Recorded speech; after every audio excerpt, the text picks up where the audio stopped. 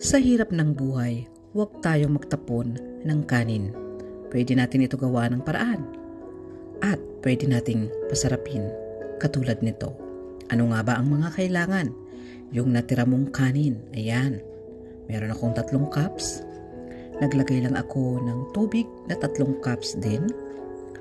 Pagkatapos, akin itong dudurugin para hindi siya buo.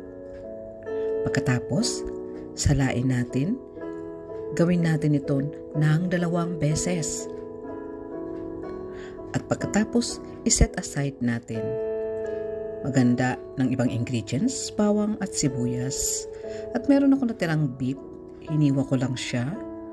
And black raisins and cashew nuts, optional. Magpainit ng kawali at maglagay ng sibuyas para hindi agad masunog. Bawang at para lalong makulay, lagyan natin ng atsuete or anato powder. At nilagay ko na rin ang aking hiniwang beef. Halu-haluin lamang ito at magtimpla tayo ng asin, paminta at magic sarap. Optional lang po yung magic sarap. And then ang ating cashew nuts. Hahaluin lamang natin ng konti at ilagay na rin ang raisins. And of course, ang main ingredients, ang ating rice. Hahaluin natin na mag-blend talaga ang lahat ng ingredients at ang kulay nito.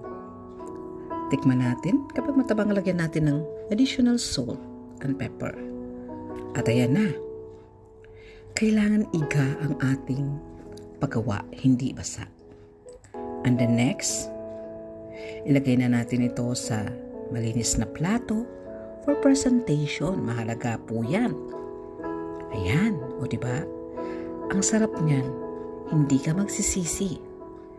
Pagkatapos, pinartneran ko lang siya ng ginisang corn beef sa lata. Pwede kang scramble egg or upside down egg.